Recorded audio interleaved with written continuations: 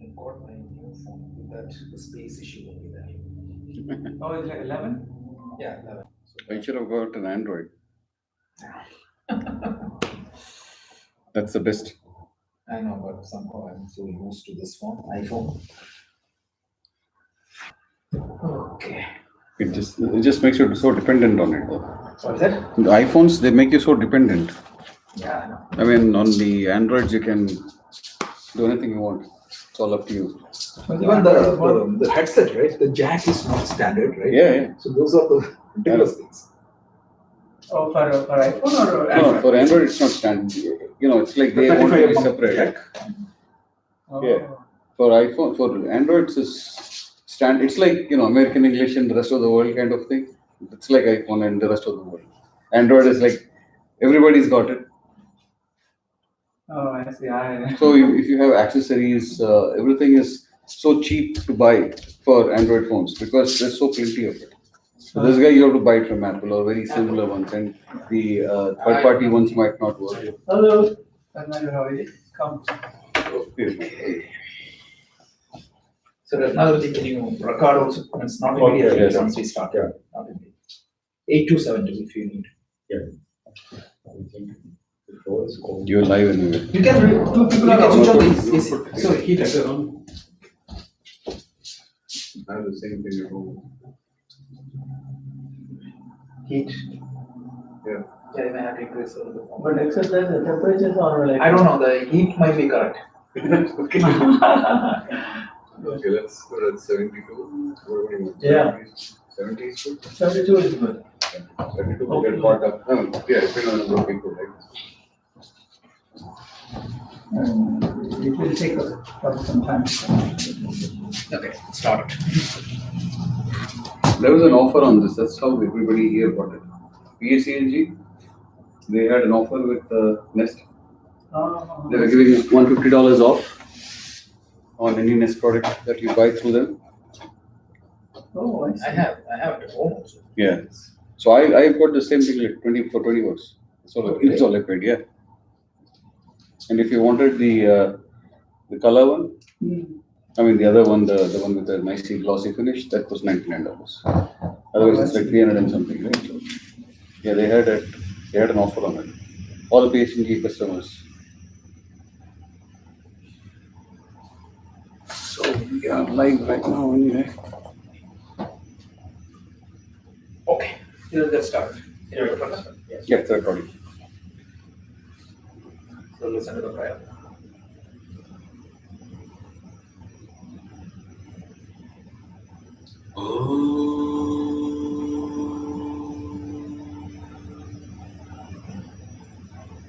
Sahana Vavatu Sahano Bhunaktu Sahaviryam Karavavahai Tejasvinavadhitamastu Ma Vidvishavahai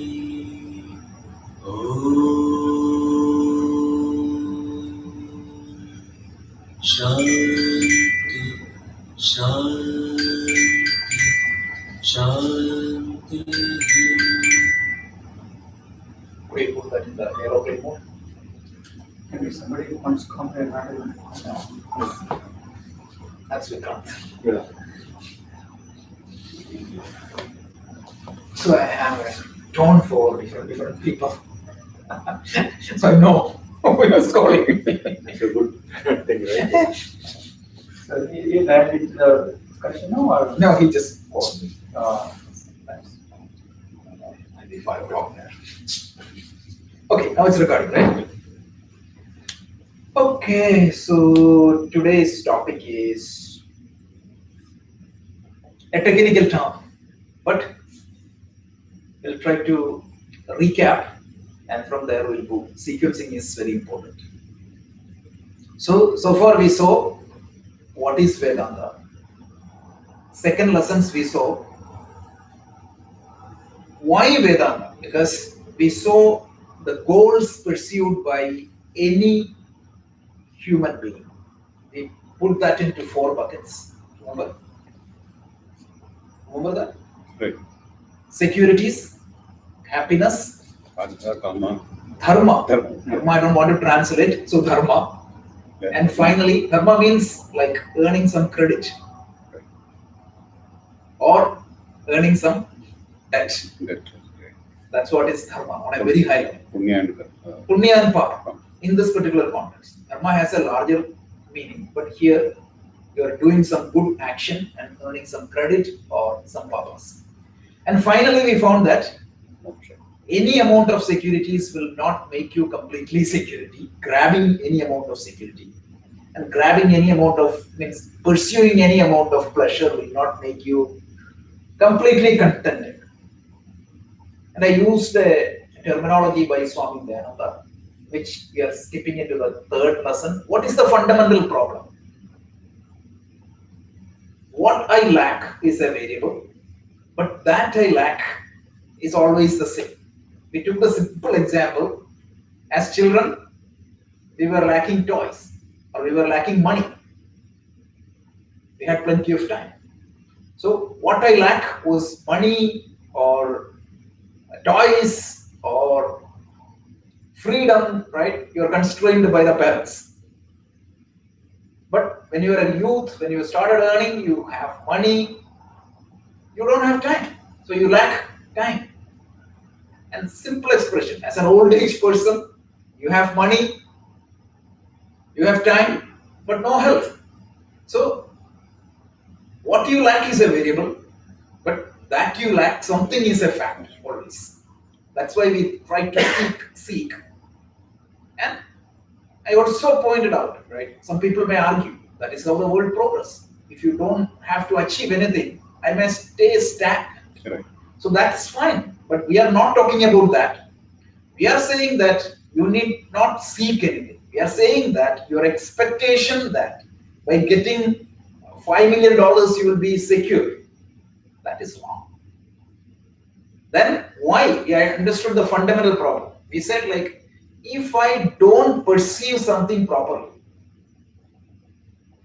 I can misrepresent that fact. We took the example of that snake and rope, the stock example, as we call, right? So 3 people went and saw, means 3 people went, one person saw as rope and mistook it as a snake. So you had a fear. The second person didn't see. The third person correctly saw that. So he was not afraid. So we took that example and we applied that here. Animals, their consciousness is limited. They are not much self-conscious. So they are not even aware of their self. They are not even capable of making a self-judgment. So they don't have a problem. Some human beings, if they don't understand themselves properly, they think that I need this, that, or by collecting this and that, I will be more secure and more happy. And I try to collect that.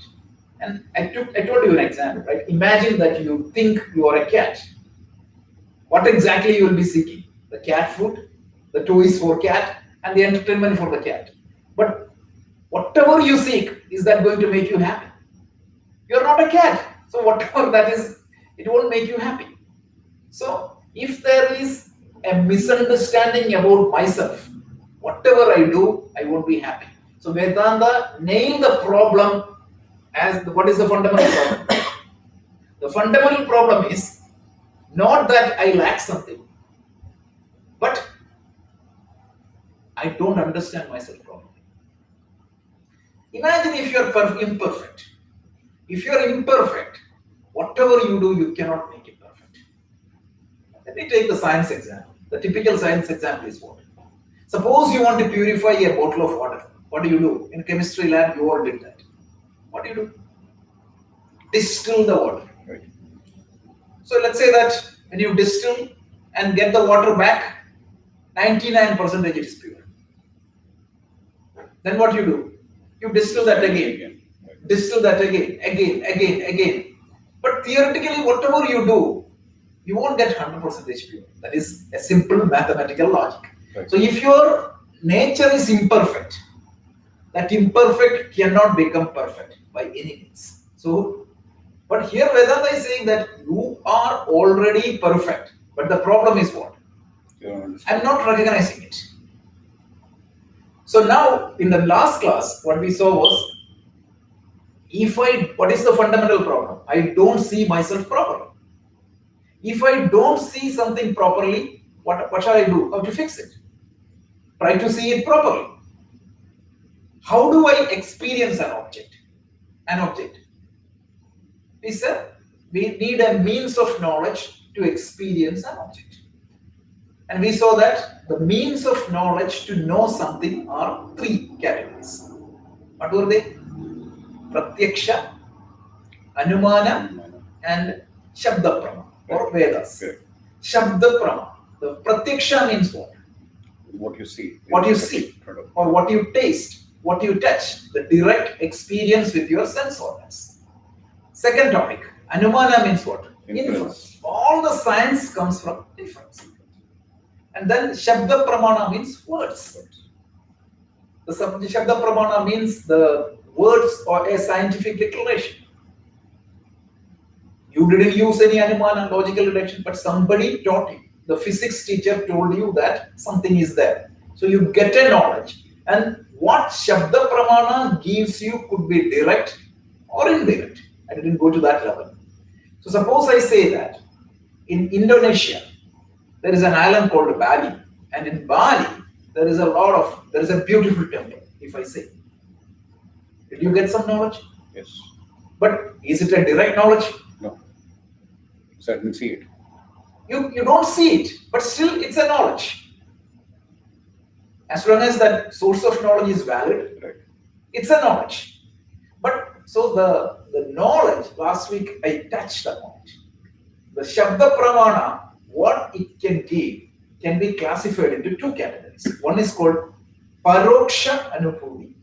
Second one is called Aparoksha Anubhuti. Paroksha Anubhuti means you got that knowledge. Suppose I say that Rishikesh, if you go from Rishikesh, there is Uttarakashi, and Uttarakashi there is a Gangotri, and before that Gangotri there is a beautiful place you can go and take the pebbles from Ganga. It's beautiful, etc., etc., etc.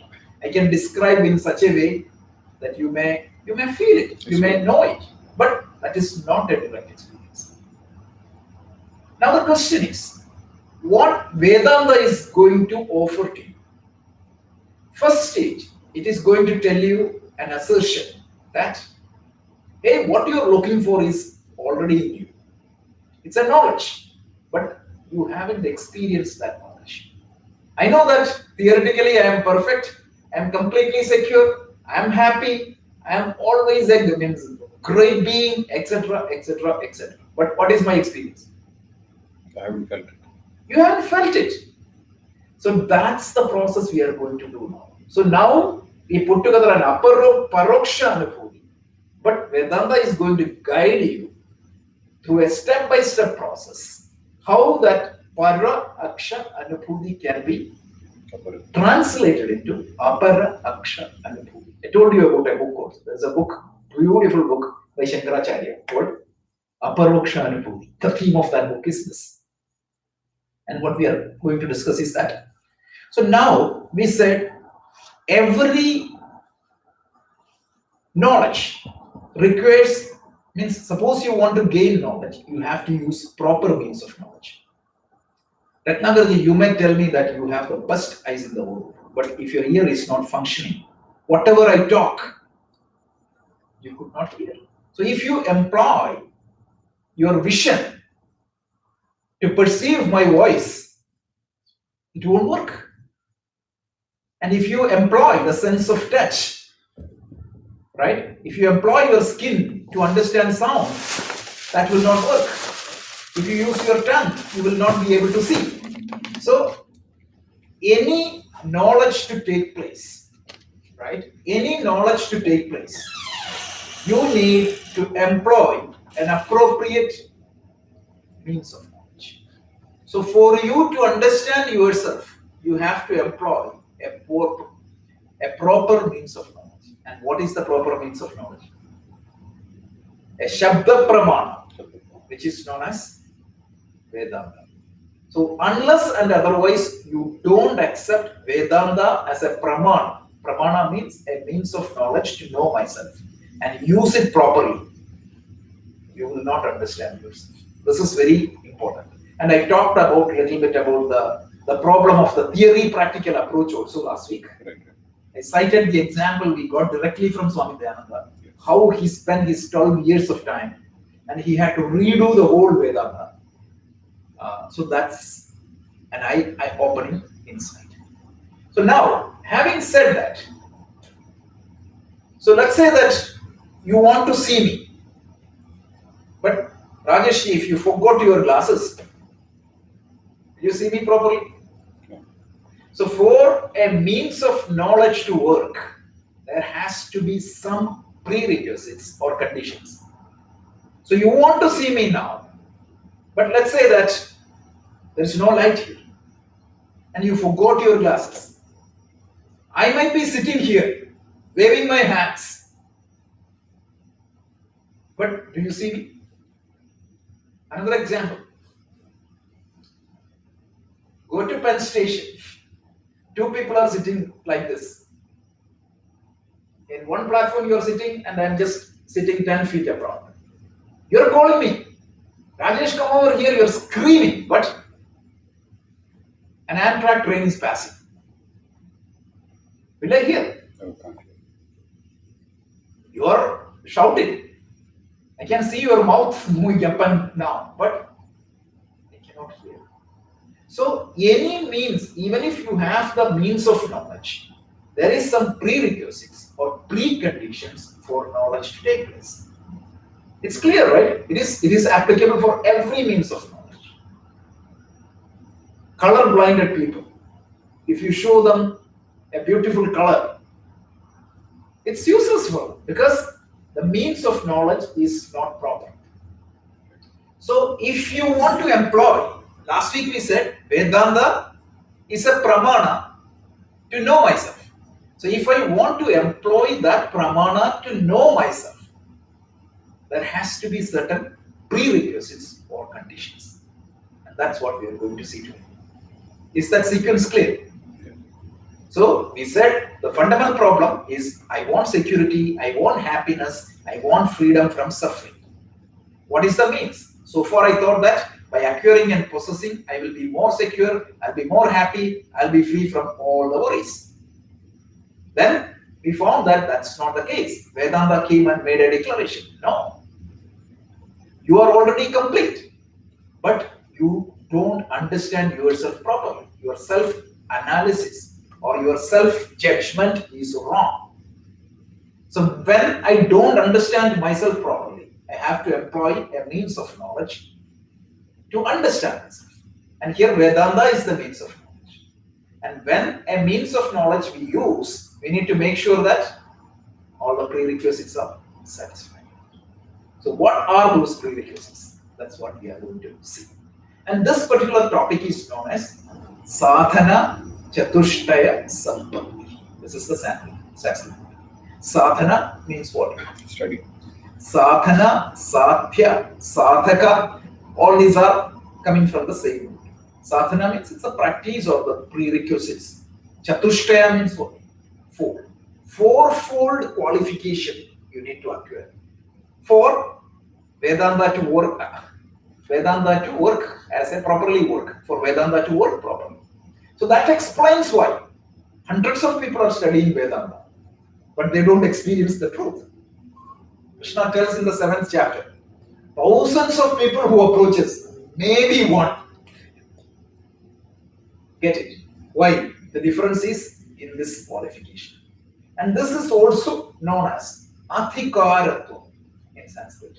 What is Adhikaratva? Don't take it in Malayalam. Malayalam Adhikari means the one who has commandment. Ownership. Right? Yeah. Adhikaratva means eligibility or the right, that is, or the power or that which I have control. So when I have this adhikara or the eligibility, I can use that. Suppose you want to go and study master's degree. Any college catalog when you pick up, right? any course you take, they will give you some set of prerequisites. If you want to do this course, you have to do this. Every certification you take, you have that, right? If you want to do PMP, what do they say? You have to have these many hours of project management experience, you have to have a bachelor's degree. So every discipline has this requirement. And what exactly is the disciplines required for Vedanta? Fourfold disciplines. So we'll see that. So what we are going to see is, it's this piece of, okay. So what exactly is the prerequisites for Vedanta to work as a Pramana? So there are fourfold items. The first one is known as Viveka. I will say the Sanskrit and then we will go to English. Viveka means discrimination. The moment I say discrimination, what will come to your mind? Racial discrimination, caste discrimination, gender discrimination. Here discrimination means not a comparison. What would be a better word? Discernment or something like that. So here you are trying to understand the difference between two things. That's what it is. We will explain that a little bit later. Second thing is called Vairagya. Again, Vairagya in Malayalam means Anger. anger. Here that's not the meaning. Vairagya means Visheshasya Raga.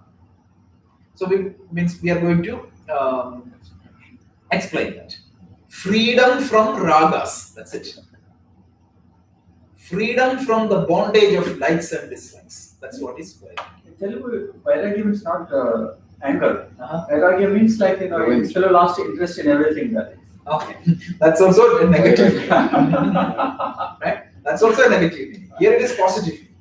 So this is like a dispassion. So yeah, away from passion. passion. What is passion? Dispassion. Dispassion. That's why we use that. I'm very cautious in using some of these English translations because sometimes that English translation will do just like the discrimination. Yeah. And the third one is mumukshutva. Mumukshutva means what? We already talked about that. Who is a mumukshu? The person who has a deep desire for moksha. That is mumukshu. So discrimination, dispassion, desire. See, we are trying to put D everywhere for you to remember. Without explanation, people see these ones, discrimination, dispassion, they'll run away from this class. Exactly. So discrimination actually is differentiation. Yeah, Differentiating. Differentiation. Then differentiation also in a positive way. Right. And last one is called discipline. Discipline means Shakka Sampatti. Shakka Sampatti means sixfold disciplines. Shak means Shakpadam, meaning what? Yeah. What Sampatti- are the aspects of the discipline? Yeah. So that is described in the those, in the Sampatti usually means your wealth. Yeah, Well, exactly. that's exactly what it is. Okay, exactly. But wealth in not the material Yeah. behavior. Okay, so now let's see one by one. So first thing I put is Viveka means it is not a sense of negativity, right? So we can say that right understanding or discernment, etc. That is better. Vivek also means the right knowledge of the thing. Correct. Correct knowledge of it. Right. So I'll tell you, when you see, this is the stock example. I think for Vedanta, the stock examples are the best because we don't have to improvise on that. We just need to convert that into modern terms. But the only issue is I never get to see the snake. He always sees the snake. And the guy who who couldn't understand, he's not here today. Yeah. So let's take that stock example. So you see the snake, They're okay. right? Yeah. So you walk down the street. The two stock example is ghost and the post, snake and the rope. These are the stock examples. You walk in the dark, you see a ghost. You see something, that is for sure. But are you seeing the reality behind that scene? When you see that snake, if you have that discernment or viveka, what would you see? The underlying reality is not a snake, but a rope. When you see the ghost, you would see the underlying reality is not the ghost, but the post. So that's a very important. When you see a golden ornament, Swami Dayananda gives a beautiful story. So three people going to means one father and a child, means a daughter going to a jewelry. When marriage is there, you want to purchase all these jewels. What exactly would be the focus of the child or the daughter? The model of the ornament, right? What type of ornament it is, the design of the ornament. What would be the focus of the father? How much expensive it is. How much expensive it is, right? And what about the focus of the shopkeeper? To sell more. He sees only gold. It doesn't matter whatever she takes, Right. as long as the gold is sold, he is happy. So when you see the ornament, you can look at the ornament as a particular form or a shape. Or if you go deep, you can see the gold in it. Really speaking, gold. Reality behind the ornament is gold. So Viveka means Nitya, Anitya, the knowledge about the Nitya and Anitya. That is the definition of the Viveka. The difference between what is permanent and what is impermanent. So when you look at the world, what do you see? You see so many things in the world, right? My relatives, the buildings, the situations, everything I see. And what is my expectation? These impermanent things are going to bring me permanent happiness. So if I am dependent upon a particular person, let's say that for love, emotionally dependent upon somebody, what is going to happen? That means, see, nobody is going to stay the same forever. So when that goes, I'm down. So what typically happens is, in the world, we psychologically or emotionally dependent upon so many people for security and happiness. But we fail to understand that what we are dependent on also is impermanent. So some people are dependent upon a person, and when that person passes away, You're lost. Yeah. you're lost. That doesn't mean that you should not love that person, but that emotional dependency is a problem. So that's one aspect. Going to the deeper aspect. When I see an object, I see that as an individual object. But we don't realize that what exactly is the reality behind that object. So when I'll give you a simple example. This is a complicated subject. We are going to see this a little bit more detail. When you go to an ocean shore, you will see a wave coming up. So you can see that there is a beginning of that wave, there is a growth for that wave, finally there is a decay for that wave. Finally that wave goes away. But what was the reality behind that wave? Water, correct? Right. If the water was not there, there was no existence for the wave. So in our Upanishad, we say that whatever we see in this world, they are called Mithya. There are three terms. One is called Satyam, second one is called Mithya, and the third one is called Tuchya. So, Satyam, Mithya, and Tuchya. I'm going to explain what it is. So, we see there is a plurality there in the world. You are there, the table is there.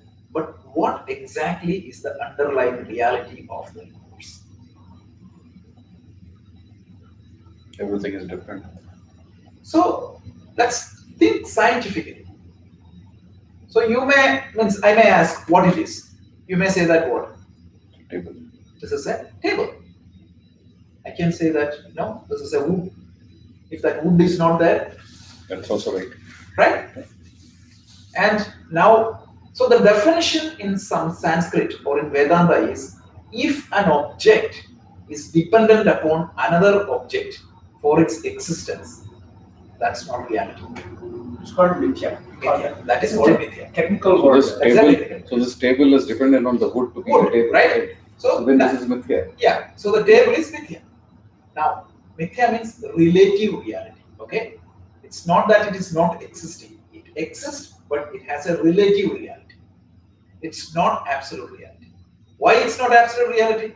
Because it is depending upon another object for its existence. Right. Now, wood, if you take wood, I can say that this is cellular fiber. I don't know what exactly is the chemical. Cellulosic fiber. Yeah, cellulose fiber. Yes. So that is the existence of the wood. So if that is removed, there is no existence for wood. Now if you take the cellulose fiber, what exactly it is? What molecule it is? Carbon, hydrogen, oxygen. Carbon, hydrogen, oxygen. So now the next level inquiry starts. Is carbon, hydrogen, oxygen, is that fundamental? So let's go to the carbon. Protons, neutrons, electrons. Protons, neutrons, electrons. Go further. If you go down, what it is? Atoms. Ions, muons. Subatomic particles, right? Right. And if you go further, so Vedanta tells that if you reduce everything, right? So one simple example, if you take the chemistry or the physics, you can say that everything in this universe is basically the atoms. We agree, right? Right. And if you take atom down, any atom, whether it is hydrogen, helium, or any molecule atom in the periodic table, you can say that they are electron, proton, neutrons. So three Things. items, right? And if you go down, Vedanta say that if you deduce further down, there is one absolute reality. That is the basic building block of everything in the universe. Everything else dependent upon that object for its existence. See, we may erroneously conclusion that there's nothing there. But ions, muons, there's nothing there, right? But obviously, something we see that means there is a fundamental reality is there. That's where the Buddhism differentiates actually. Correct. It says that there's nothing there, it's a shunyavada. Yeah. So Vedanta tells there is a sat vastu. Sat means that which exists all the time. So I can say that, right? The table was created on this particular day. But before that, wood was there. And before wood, something else was there. And if you deduce further, this reality was always there. Imagine there is a golden ring. Before that golden ring, the gold was there. Before a wave, the water was there. There is no change for the water. The waves will come and go, but the water will remain always the same. The classic example, mud pots. The pot has a beginning, the pot has a life, and the pot has an end. But the underlying reality, the mud was always there. Like that, the whole universe, the entire universe of names and forms.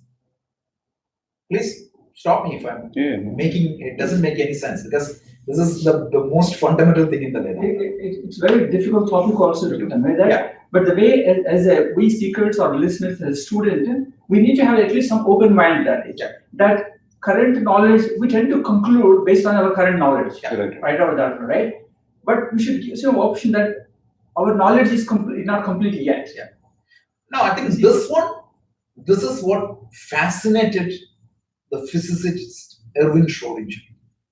When Erwin Schrödinger looked at Vedanta, Vedanta tells Ekam Eva Adhyutiya. The Upanishad tells Ekam Eva Adhyutiya. That which is the absolute reality or the building block of the universe is one. And everything, right? Means whether it is Vijay, whether it is me, whether it is the iPhone, whether it is the recorder, whether it is the laptop, whether it is the sky or the plant, animal, or human. Every existence comes from that one absolute reality. That can manifest as a plant, that can manifest as a tree, that can manifest as a life, and its nature is Sat, means absolute reality, its existence. Second thing is, it can be conscious also. That is why Chit. We are conscious. And what is its nature? Ananda, pure happiness. So this, understand that what you are seeing empirically is impermanent. There is an underlying reality behind all these empirical names and forms. That understanding is called Viveka. So you cannot get permanent happiness from impermanent thing. So seek your attention to the permanent. So this is Viveka. This understanding, not the experience, at least the understanding that there is something higher in life which can give me that experience of complete happiness. And this understanding is known as Viveka. So without this Viveka, the other day somebody was telling, why, means Kalashki was asking the question, why everybody is in the bar? If you go to a bar, 200 people will be there. But if you go to a Vedanta lecture, like only 5 people, 10 people will be there. Why? Because they haven't understood the fact that you will get permanent happiness here. So that Viveka is the first step. You all are here because at least you have convinced something. This is very important. Now, how to gain this Viveka? That's a different step is there. You have to follow yoga. Okay. So right now, this is the qualification you need. At least you need this Viveka. So the definition of the Viveka is the differentiation between permanent and impermanent, between external and empirical, between real and apparent. So there is a relative reality, there is an absolute reality. While living in the relative reality, you need to understand that there is something higher and try to understand that. That is Viveka. Okay.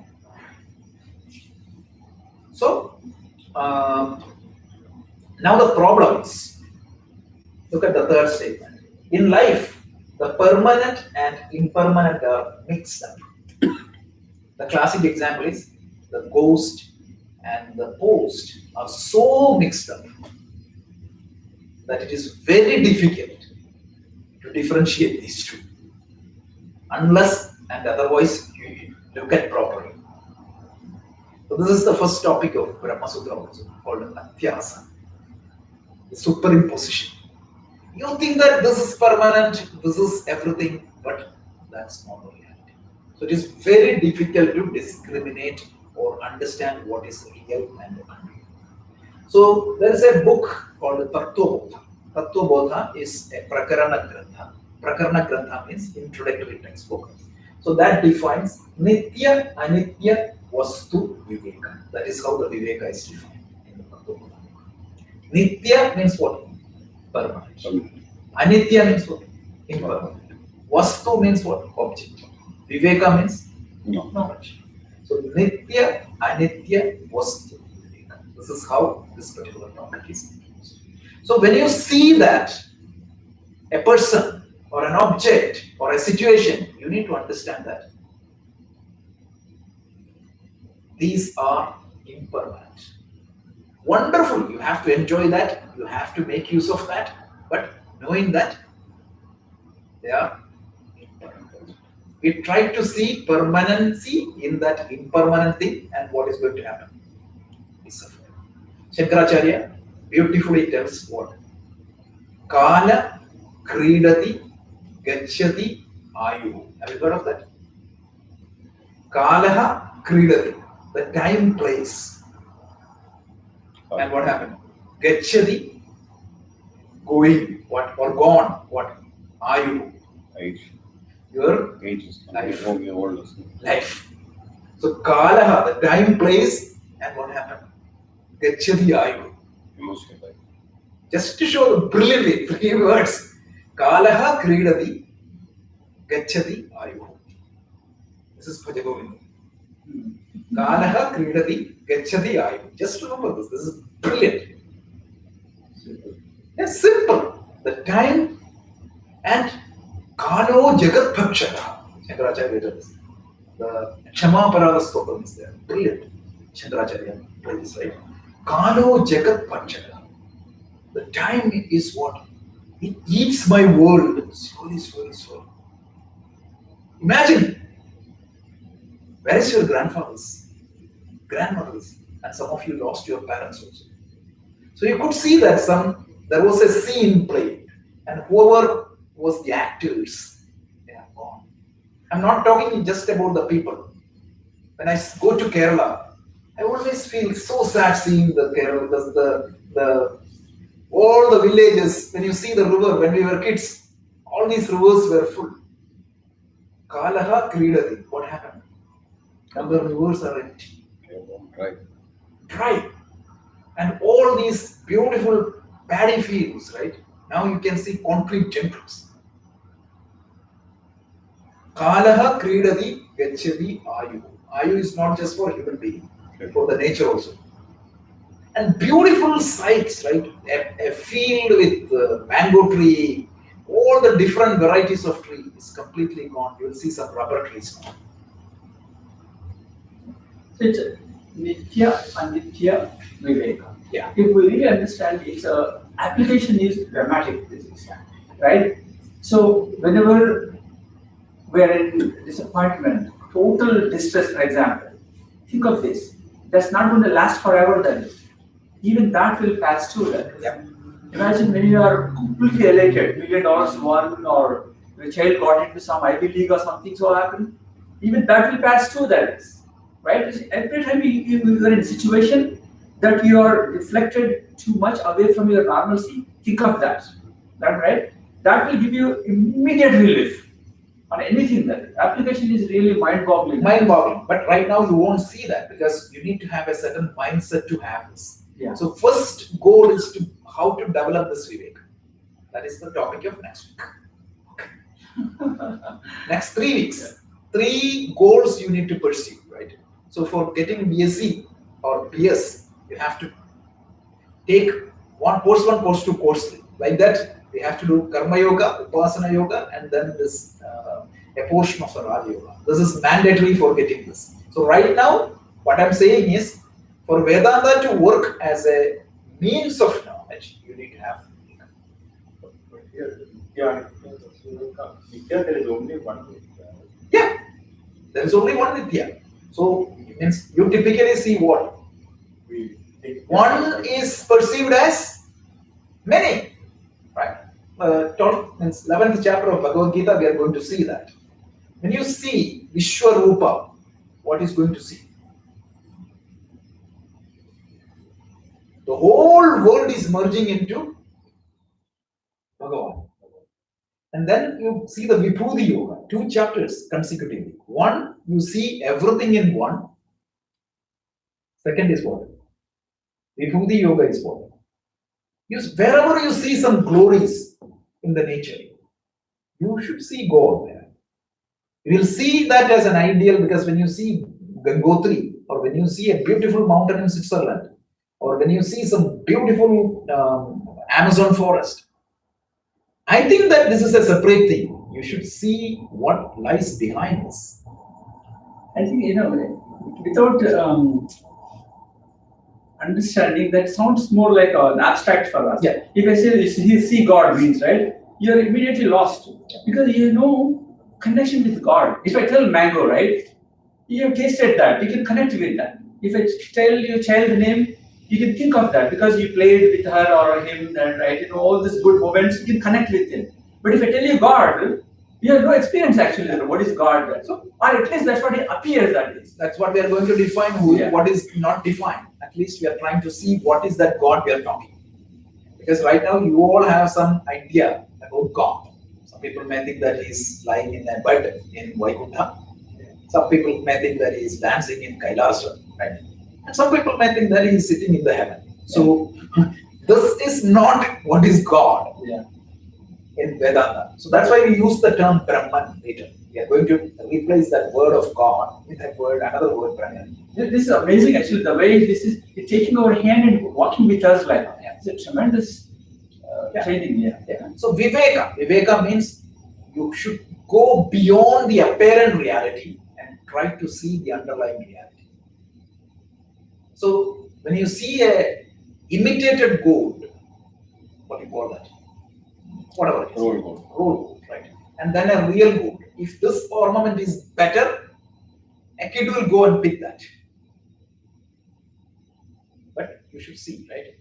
An intelligent person, what he does, even if that is a biscuit and this is a beautiful ornament, a 3-year-old child will go, what she does? She go and pick that imitated gold. Whereas an intelligent person see that this is more valuable and get hold of that. And that is Viveka. And we are all like that 2-year-old kid. As a child, right? If you give a balloon and a $1,000 bill, a child may pick the balloon. We are doing exactly like that. So see what is really valuable. What can give you the real happiness and security and hold on to that. So that is Viveka. Theoretically you understood. Right now you won't experience it. You'll see that later. So the second qualification is called dispassion or vairagya. Vairagya, the definition means viraga. It means it comes from the word viraga. Raga means what? Anger. Raga means your likes Likes. or the attachment.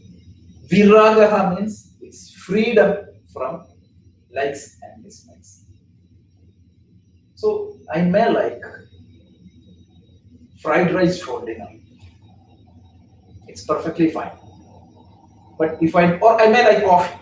Morning I may like coffee. But when I go to a house, if I get tea, that is good enough for some people to get upset. Because I'm so much obsessed with coffee. That's a simple example. But if my boss behave exactly I want, forget boss, take spouse. If my spouse don't behave exactly the way I want, I get upset. So I have attachment. Mind you, it's okay to have some expectation from the spouse, but the moment that expectation goes, is that going to disturb you? That is likes and dislikes. If you say that somebody don't have likes and dislikes, that is impossible. Our culture showed that is completely wrong. Krishna had likes and dislikes. Krishna had flute. Every time he used to play the flute only. Saraswati has Veena. Shiva has Damaru. Everybody has likes and dislikes. Krishna had a color. What was the color he used to wear? Yellow. Yellow was his favorite color. Pita Ambara. Krishna is known as Pita Ambara. But what is the difference between me and Krishna?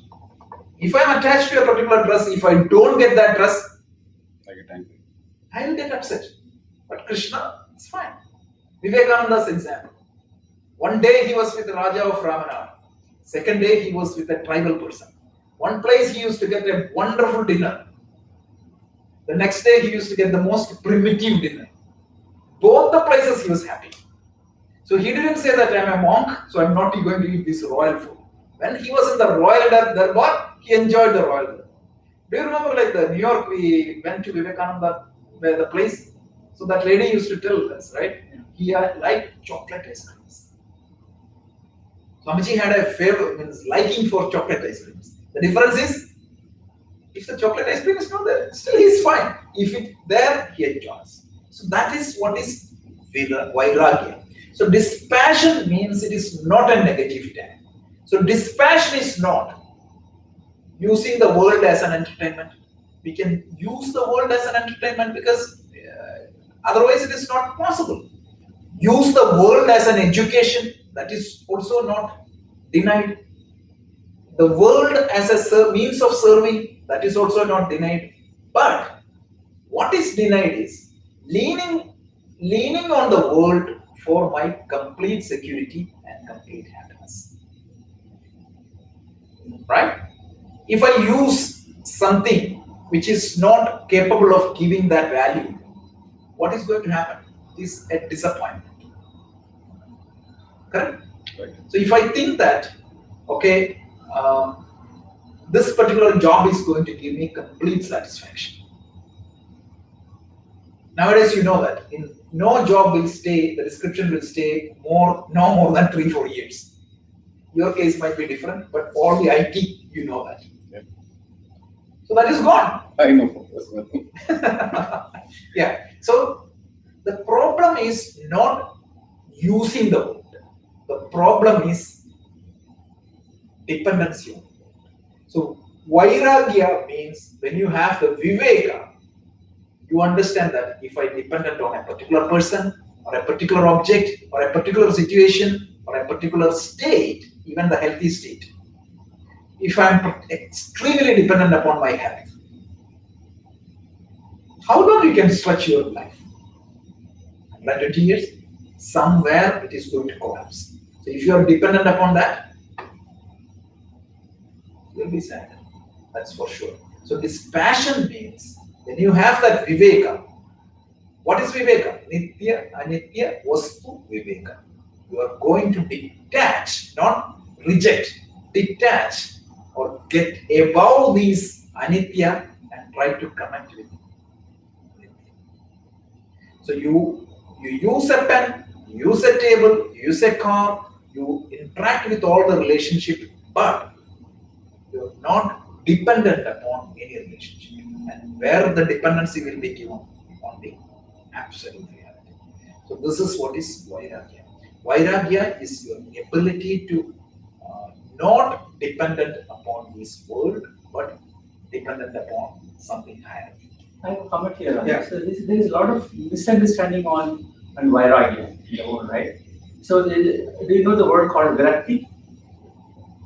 Virakti is a Telugu word or Sanskrit word? Sanskrit word, right? There is a word. So people normally say that Telugu just right? People in Telugu, right? Suppose if there is something happened, right? I'm getting virakti on this. Right? Yeah, vairagya is also like They say that vairagya, like that, right? Right? Yeah. So virakti comes from nirasha, disappointment, right? From the disappointment comes the virakti. If one is virakti, that will lead to suicide. But whereas the vairagya comes from viveka. So viveka janya vairagya, correct? Right? That is, and that vairagya leads to liberation, the freedom, that is. There's a huge word support those two are, that is. Yeah. So this viveka is what? Nitya, anitya viveka. Right. What is permanent, what is impermanent? Atma, anatma viveka. So that means what are you, what you are not, right? Pancha kosha viveka. What is that you are made up of, that is, right? Drisha viveka. What is the seen, what is the seer, that is. So that kind of knowledge, that's what is called discrimination, means ability to see what is Right. between Yeah. these two, that right? So that will, if you truly understand that, that will lead you to the liberation. That is the vairagya. Yeah. So that's vairagya. So Yeah. that's not negativity. So imagine as a child you are fond of balloons. Now you may enjoy balloon, but you had the vairagya over the balloon. So as a child, a toy would be your biggest desire. Swami Chinmayananda used to tell a beautiful story. I don't know whether you heard that story. So this story is, there were two friends, and these friends actually they got separated at the age of 5.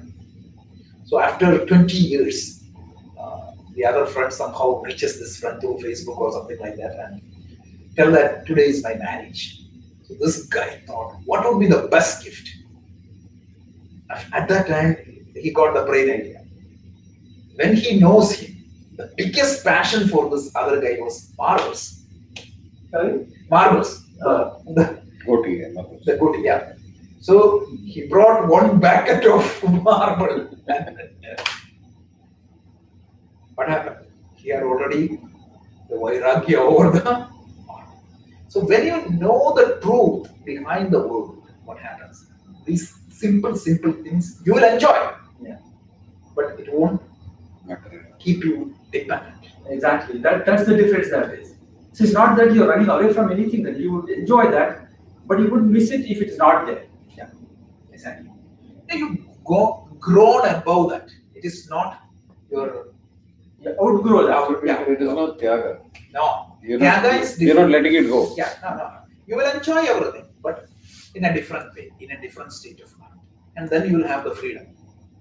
So the next topic is called mumukshutva. We already talked about that. Mumukshutva means when you have the understanding of what is real and what is unreal, what is permanent and what is impermanent, where you can depend and where you cannot depend.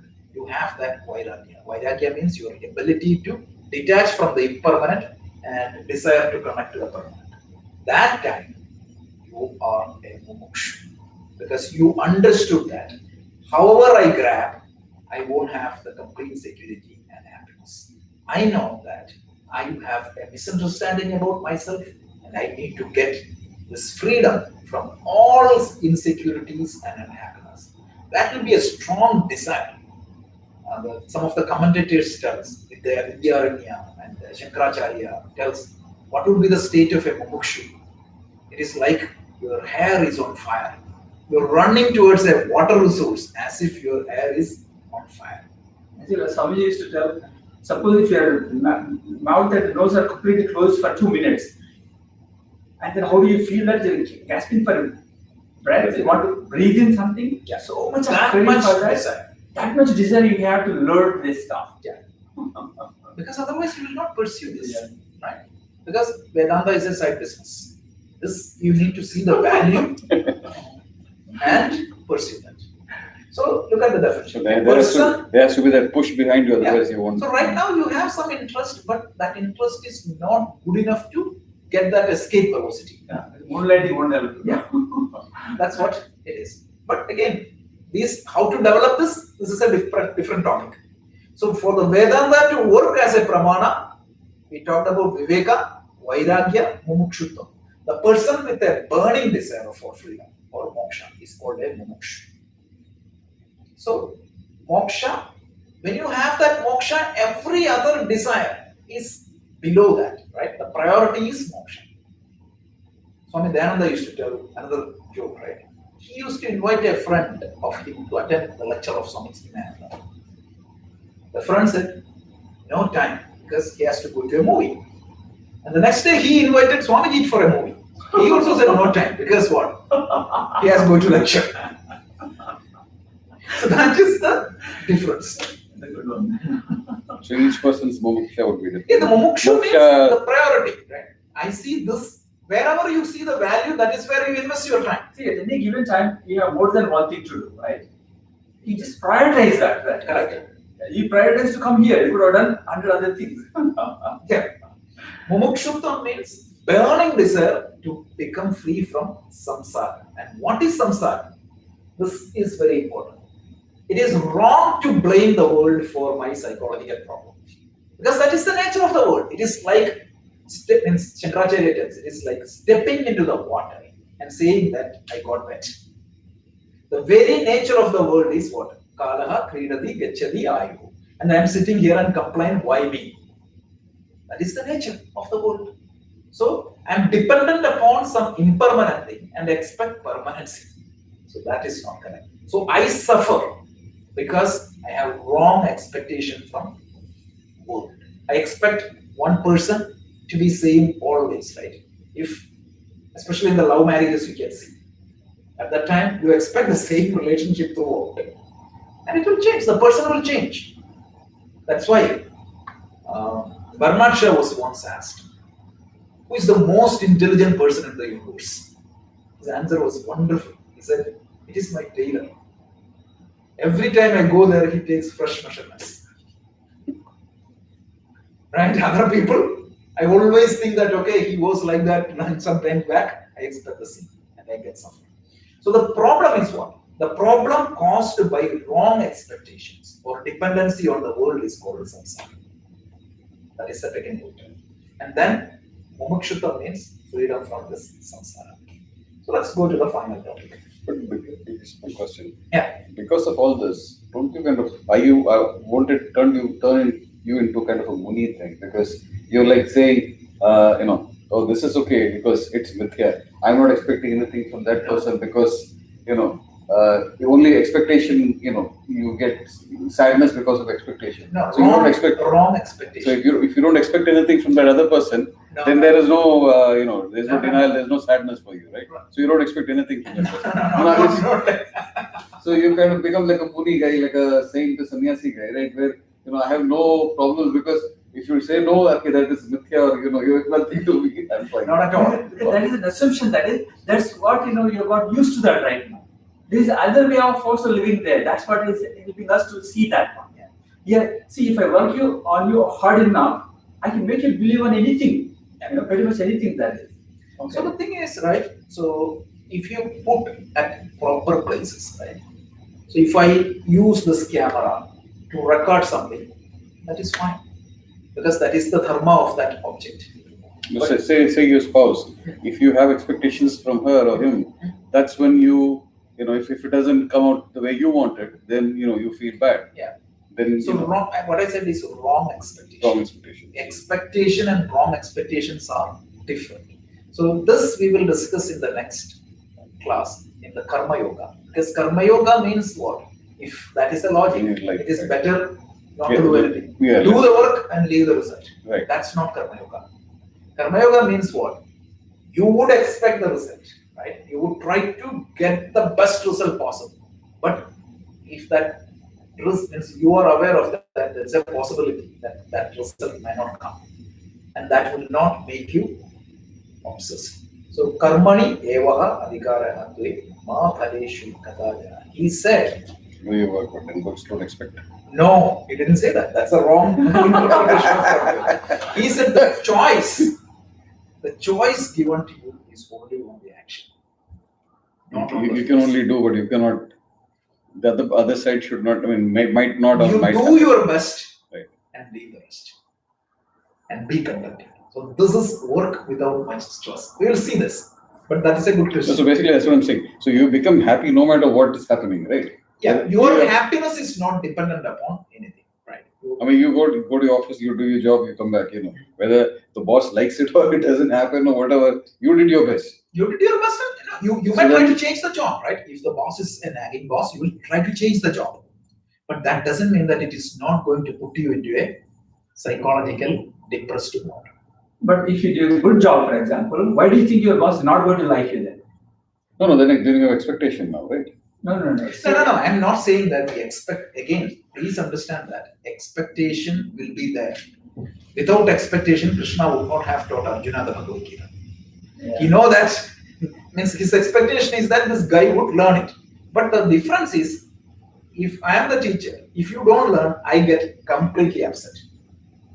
So what can I do to get a result? I can plan for the result. I can do all the due diligence. I can do the best. And in spite of that, it is not happening. It is not going to shake me. That's all the karma yoga is. We have a separate topic on that. Okay? So let's finish this and we will discuss this. Sure. So the last thing is discipline or the Shatka Sambhav. So the sixfold qualification you need to know. The first one is known as Shama. Sham. It comes from the root Sham. That is the same root as that of Shanti. What does that mean? Quietude. Shama means quietude of the mind. What is quietude of the mind? I'll take 5 more minutes extra and we'll finish. What is quietude of the mind? When I sit and close my eyes and think about it, say, oh, and try to meditate, how many seconds you can stay in that state right now? Okay, I'll give you one classic example. So, in my basement, I started sitting there and closed my eyes. What is my objective? I want to visualize the picture of Lord Shiva. So Lord Shiva came to my mind. I saw the Ganga, I saw the his color, the snake, everything. One sound came. Neighbor's car. Better now. What is the thought came to me? Every week he's going out. Concentration is gone. Right? And from that thought, what comes?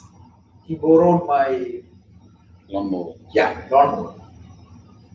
And then he said, anybody borrows from me, they won't return it. Then I'm being cheated. So from where I started, so the quietude of the mind is not there. When the mind is quiet, what is going to happen? Disturbance comes. And my thought, without me thinking, other thoughts will come. Domino effects come. So Shama means when I'm quiet, there's nothing will come and disturb my mind. This is extremely important. Otherwise, the Vedanta study will not be possible. So Shama means the master, means I would not say mastery exclusively, the quietude of the mind. When you sit, the mind should be quiet. Because look at the Sanskrit root. Sham means quietude. Shanti is that. Shanti is quietude. So second quality is how to attain this. We are going to talk about that next week. Second thing is called Dhamma. Dhamma means what? The quietude of the sense organs. Right now, I want to study. So suddenly, what I heard, or I got a means you're sitting and praying. Immediately, you get the smell of a good food. The nose will. Yeah, we'll start going that way. Yeah. So, ability to control the sense organs is called Dhamma. Quietude of the mind is called Shama. And the third quality is known as Uparama. Uparama means like I would say reduction of extrovert activities. More than that, right? Uparama, it is also known as Uparati. Some book you see Uparati. Yeah. Uparama means it's your ability to focus on something. Having a quiet mind is one thing, but the ability to focus on one thing is slightly different. So you will have to pull your sense organs away, mind away, and focus on one thing. This is an extremely important skill. And if you want, there is a brilliant book called The Focus Hidden Driver of Senses. It's there in the OneDrive. Yeah. It's an amazing book. It's a scientific book and how hidden driver of success focus. The title itself is Hidden Driver of Success. Hidden Driver. Yeah, hidden driver of success. So this Uparama is very important. By extrovert activities. Suppose you want to focus on something, what happens?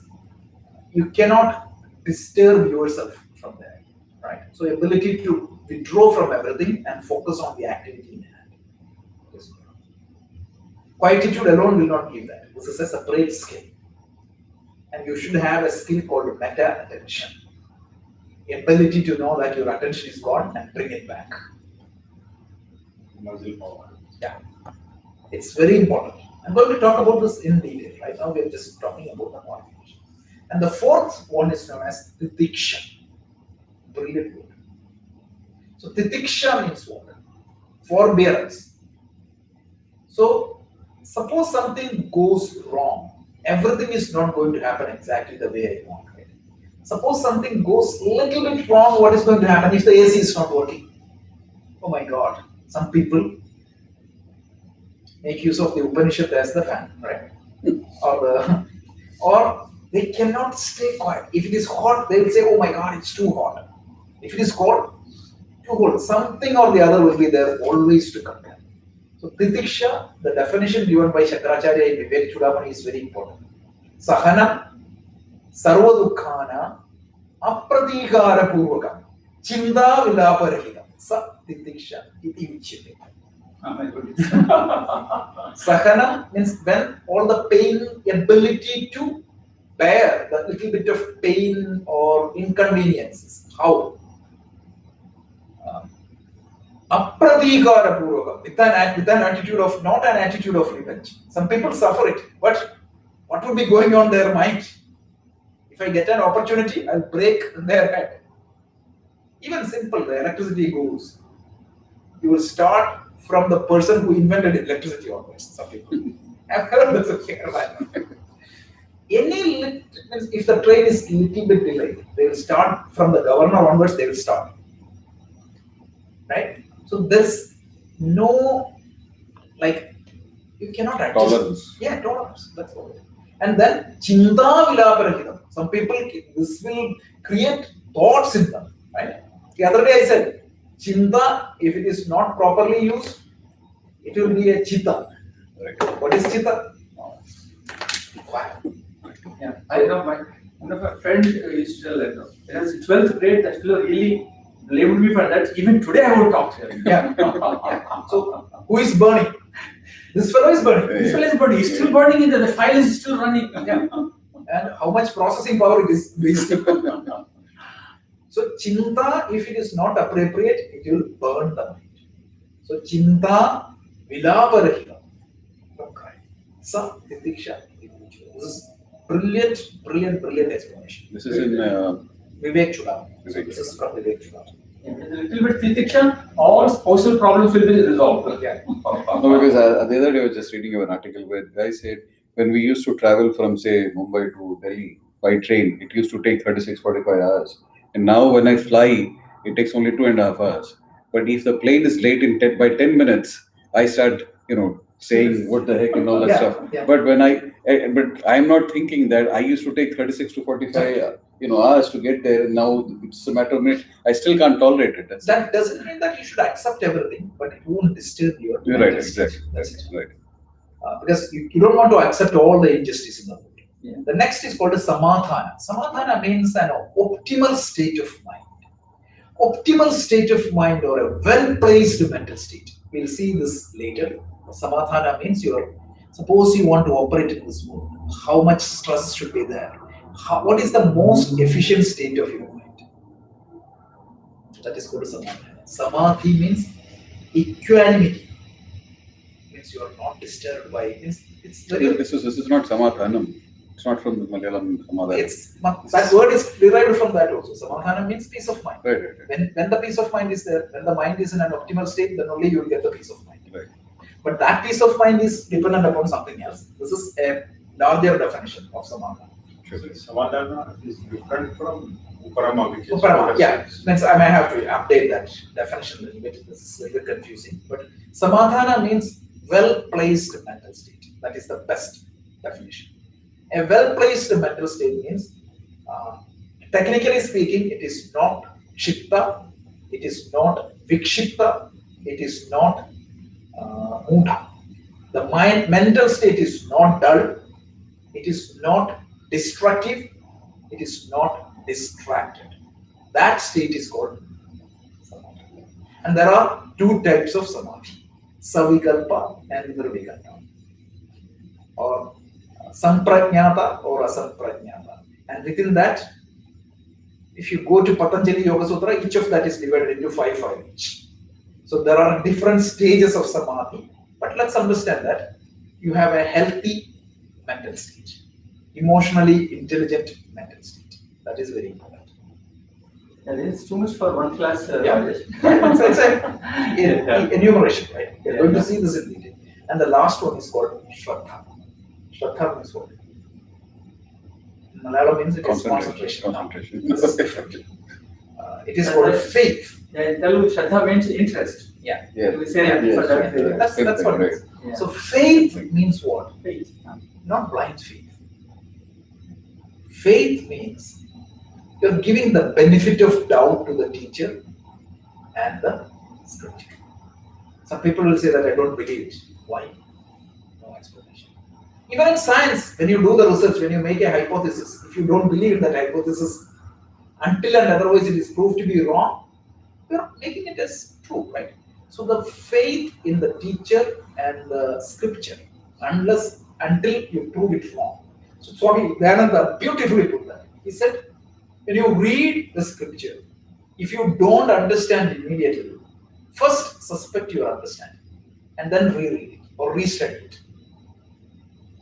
That much is the benefit of knowledge. It is not blind faith, it is not completely agnostic. So this is very important. So once again, Shama means the quietude of the mind. Dhamma means it is the control of the body or the sense organs. The third one is Uparama, means the focus of the mind. Titiksha means your ability to bear a little bit of pain and sufferings. Samadhana means it is a healthy state of mind. and Shraddha means your faith. And other than Shraddha, all the other things are qualities of the mind. Shraddha means something that you have to accept. That's it. So these are the different qualifications of a student for Vedanta to become a Pramana. So unless and otherwise we are not qualified yet, the knowledge will not work. It will be an paroksha But for how easy or hard is this achievement? it is not easy, but we do have a path to take us to this stage. And that path is known as yoga.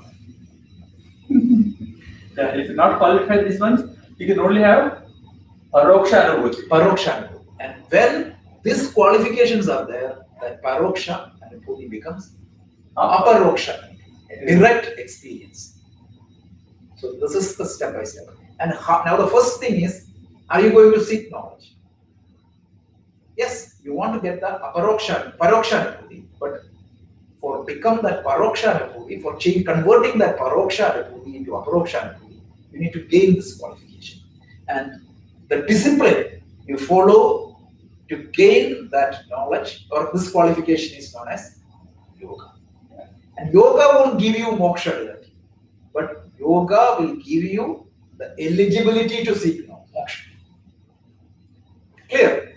Because the prayer will not give you moksha, but the prayer will help you to gain that eligibility. Meditation will not give you moksha, as we discussed last week. This is very important, fundamental, and this is a mistake everybody makes in the Vedanta. Meditation will give you the eligibility to seek moksha. Preparing you, basically. Preparing. These are important. So next week, what we are going to, so the recap is again very simple. This is what it is. This diagram. Just think of Viveka, Vairagya, Mumukshutvam, Shakka Sambandha. That's it. This is the different disciplines. So Viveka means the ability to discriminate or understand what is real and what is unreal. Vairagya means ability to detach yourself from the unreal and connect to the higher. Mumukshtam means your burning desire for this freedom. And Shakka Sambandhi means the disciplines of the mind.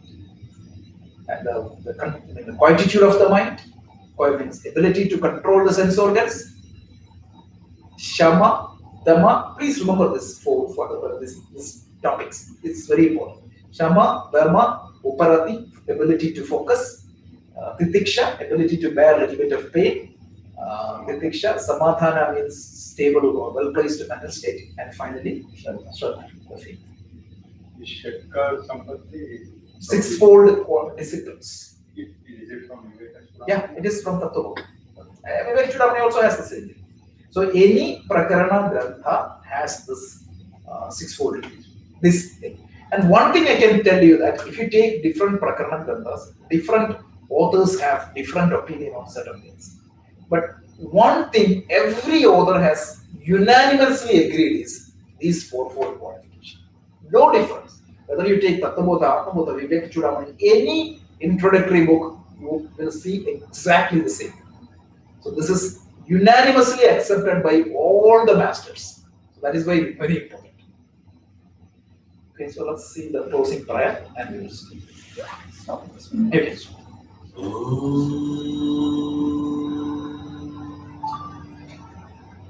Purnamada Purnamidam Purnat Purnamudachyate Purnasya Purnamadaya Purnamevavashishyate.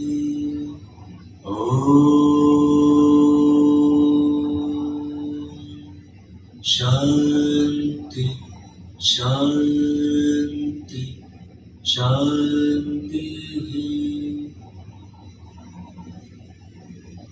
Quantum physics should love this verse. Yeah. This is the first Upanishad we are going to study. This is what we are going to use as the So before we study